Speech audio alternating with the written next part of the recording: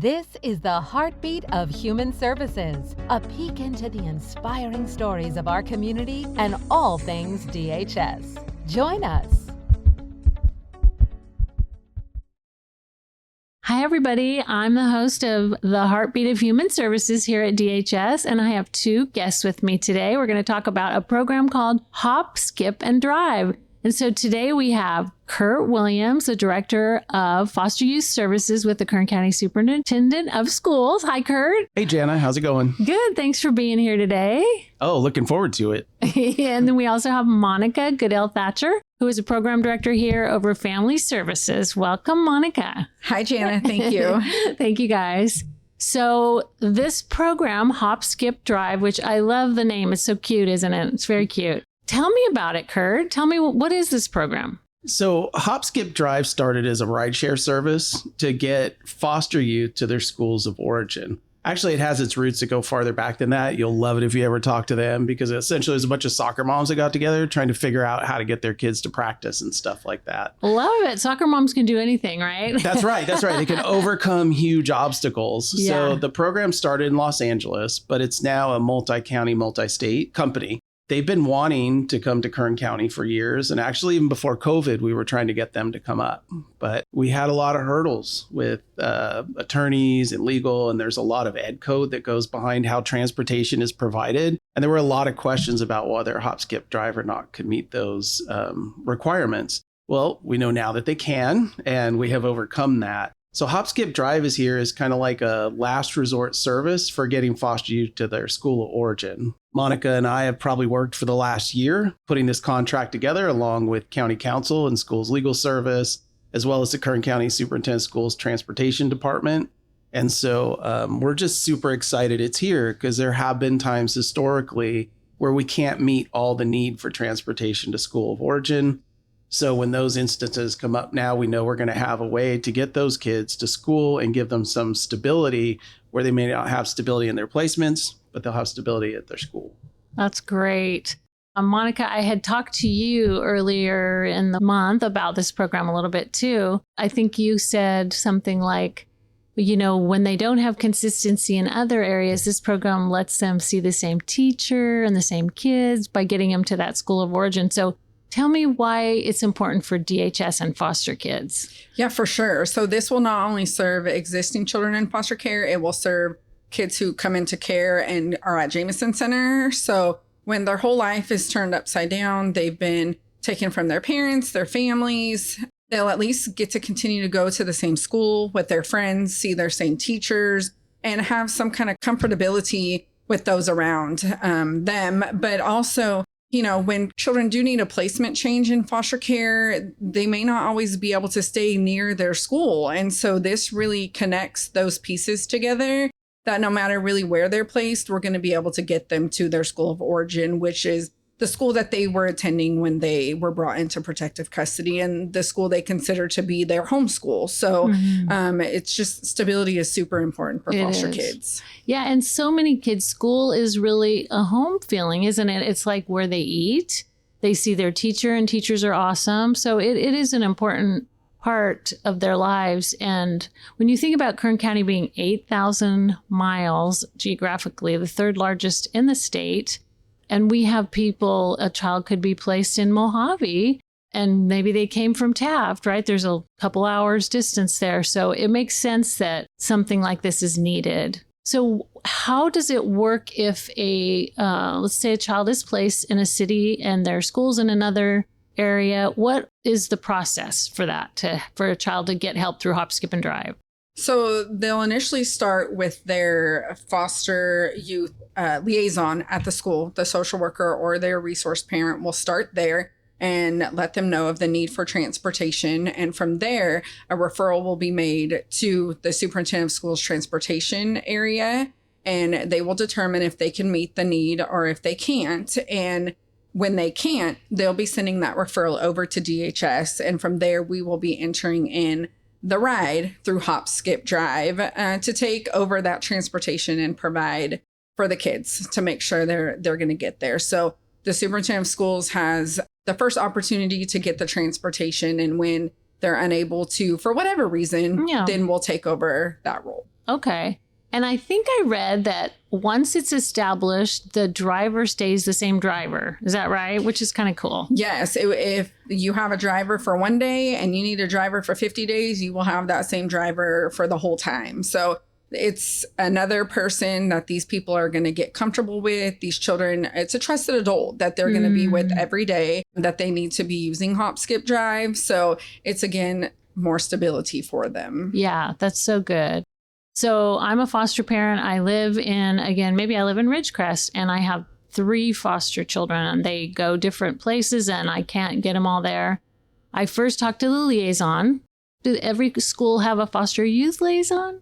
Yes. So every school does have a foster youth. Well, not every school necessarily, but every district does have a foster youth liaison. All right. I know you mentioned Ridgecrest, but we are currently not out in the desert area with this program. It's really being launched in the Metro Bakersfield area, where we probably have 80% or more of our foster youth attending school. I want you to know, though, there is a potential for it to go out to the Ridgecrest area. HopSkipDrive has been in Palmdale, Lancaster for years. So we know that we have foster youth that transition between like the Rosamond area, Mojave, Cal City, that may need rides back and forth to school. So there is some potential in the future for like cross-county collaboration and other interests like that. And they're always a good place to start. I mean, whether it's transportation or other school issues that a foster youth is having, foster parents, social workers, anyone who's interested in the life of the child should be reaching out to that liaison person if they have concerns about the child's education. Because there's a lot of information sharing laws out there and other things like that that allow us to do a lot of good work with our foster youth. And one of the things I also did kind of want to say, and Monica addressed, is that they do have their care drivers, they call them. It's one of the cool things about HopSkipDrive. They don't just see them as somebody taking a kid to school, but you and I, when we spent time in the car with our kids, you learn a lot about kids. You hear a lot of things. They're often willing to tell you things that they might not otherwise tell an adult. Our kids experience the same kind of thing. So their care drivers are going to be that steady adult going to and from school. They'll have those opportunities to talk to that person, and all their care drivers have to have a minimum of 5 years experience working with youth. If they haven't worked with young people in the past, you're not getting some inexperienced driver or somebody that's not used to being around kids. A lot of these folks are going to be your retired teachers, retired probation officers, retired social workers, other things like that. So I like that. Really That's a level of comfort that even for social workers to refer makes it feel like, okay, they're going to get somebody who gets the kids, and I like that idea. Well, and I think, when people hear rideshare, they're like, oh my gosh, they're just sending an Uber driver to pick up a kid. And it's not quite like that. That's good. I'm glad you brought that up. Yeah, it's very stable. It's the same person. They've gone through thorough background checks. And there is an app that goes along with it. So Monica probably talk about that a little better than I can. But they're able to track where the kid is at all times. If there's a slowdown in traffic, there's alerts. That link can go to the foster parents. It can go to the school. It will obviously be monitored by DHS, who's holding the primary contract with HopSkipDrive. So there's a lot of security features in place to make sure that kids are safe. That's a great program. So that they download the app and they can actually see where they are, if they're getting to school on time, where they're at. Anything else you would like to say about how the program works? I do want to touch on the app and the background checks that these, care drivers are going through. They're going through the same background checks that our CPS social workers go through, the Department of Justice, the FBI, the Child Abuse Index. So, and if, say, something happens while they're a driver, we're going to get notified of any rat backs or arrests or, so it's a constant monitoring of the people that have been hired. So safety is of most importance. And just like you or I could download the Uber app, the resource parent can download the app, the DHS social worker can download the app. Anyone involved with this child at any time can see where they're at, where they're going, if they got to school, if they got home. And there also is a place for notes in the app. Like, so if, this child has a special need or there's something that needs to be known about them, everybody can be on the same page and be aware. And we also have a password system set up so a child knows they're getting in the right car. So that driver knows the password, the child knows the password. So on the off chance that maybe they're not quite sure or, maybe confused, that password is going to let them know that, hey, this is who's here to pick me up from school and I'm okay to get in this car. So say if it was a first time rider, but after that, of course, they're going to know who they are and whatnot, but the app is great. So just like you can see when your food's being delivered, you can see when your child's being delivered to school. It sounds like they've thought of everything.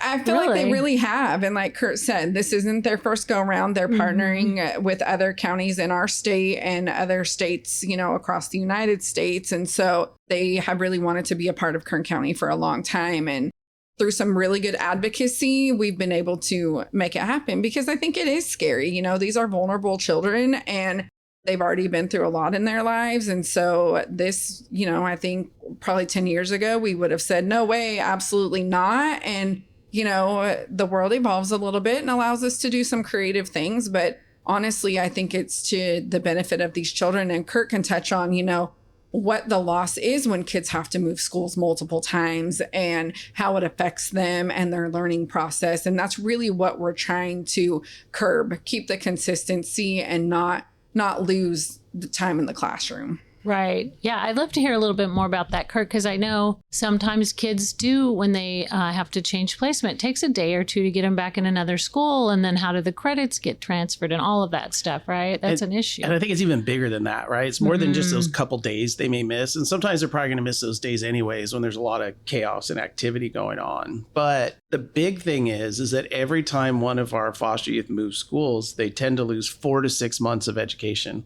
Wow. So it's not only like the social emotional side of it, the kids, losing friends, losing family, and all the kind of like trauma stuff that comes along with being removed from your family and then going into foster care or just moving homes within foster care. It's that the time it takes to feel comfortable at school again, the time it takes to feel like you belong, the time it takes to build all those friendships and all the other things that they have to focus on. They're also losing parts of their education. And even within Kern County, going from one school district to the next, they may or may not be on the same curriculum. They may or may not be providing the same offerings they are at one school. You think of like kids in special education. We have very small districts that are very individualized when kids have special needs. And then we have very large districts like Bakersfield City School District, who has a lot of specialized classrooms for kids that are facing different educational challenges, right? So when you think about those kind of things with our kids moving around, and I don't know what the data is now on how often they're moving homes, but even if they move once or twice in a year, which isn't uncommon when they're first coming into foster care and getting settled, you're talking about losing almost the entire year education and catching up. So wow. The main purpose for this program is really to reduce trauma, but also to help foster kids with their education, to stay in the same schools. Do you think there are a lot of kids, I don't know if you guys know of numbers, that are placed often out of their area of origin? Is it a big deal? Is it a big problem? It's very common. Okay. Yeah. And I think what compounds the transportation issue isn't just foster youth, right? There's the McKinney-Vento Act, which students that are facing unstable housing, like maybe they lost some housing due to financial hardship, they're living in a hotel motel, or they're truly like homeless, right? What we think of as homeless in a shelter or something like that. And schools are also responsible for getting all those kids to their school origins. So when you think about the 1,200 or so foster kids that are going to school in Kern County at any given time, there's an additional 6,400 homeless students that are in need of these kind of services as well, right? And that's not that all of them are, but many of them are. And because of the amount of time kids tend to move, if they live in, say, Oildale and they're removed from their home, a majority of our foster parents are living in Panama Buena Vista, Greenfield, Rosedale, those kind of districts. So the likelihood that they will be attending the same school is actually very low when they end up in a foster home. You guys were made aware of the need, and it took over a year to get this going, which I applaud all the efforts. I'm sure there was a lot of closed door things you had to work through, and so good work. And I really hope that people listening to this take advantage of it. If there's a need, and there is a process you have to go through, as Monica told us earlier. But if you have any questions and you're listening, we'll have information on our website at kcdhs.org. And I'm sure there's also information on the Superintendent of Schools website. If you come to our website and go to our foster youth education program website, we actually have a list of every liaison attached in there. So if you need to get a hold of those district folks, we have a list in there for you. You can always contact our office at 661-636-4900. and somebody at the front desk will get you where you need to go. We also have an email at foster ed, like foster ed coordinator at kern.org. And if you email that email as well, it goes to multiple staff in our office. Internally, Monica, the best bet for people like social worker hears about it, would they just go ahead and speak to any specific person here, just their supervisor? Nadia Fisher is the administrative coordinator who is kind of overseeing this process. Her and her team will be the ones coordinating with Curt and his team and the transportation team. They'll actually be the ones entering the rides into the app and off of the referrals that we receive. So she will be the point of contact internally for that process. So we will list that also so that our staff can learn about this program. And then for the community, we'll also link all this to our website. So anything else you guys want to say about the program? I would be remiss if I did not give a shout out to Susan Lawal, who was the program specialist who started this initiative, worked very closely with Curt for the department, and saw this contract from start to finish. She did an amazing job. So I do want to give Susan kudos for that work. Good job, Susan. And I would also say just the leadership at Department of Human Services, whether it be Lito Murillo, your director, John Mindeborough, our Kern County Superintendent, School Superintendent, as well as some of our administrators, and James McClelland in our Transportation Department. He's the director there. He was a big part of making this happen. I mean, for me, I'm just super excited that the program is here and that we were able to come together as a community to meet this need. It's been needed for a long time, and this will likely mean that we're not rejecting transportation requests to school of origin again. So that's wonderful. It's been a thing in the past, and it shouldn't be a thing in the future. That's right, Curt. And I thank you both for your efforts, and I really hope this program helps some of our foster youth. Thank you so much for being our guest today. Thanks for having us. Thank you, Jana. Thank you for joining us for the Heartbeat of Human Services podcast today. We hope you'll join us next time.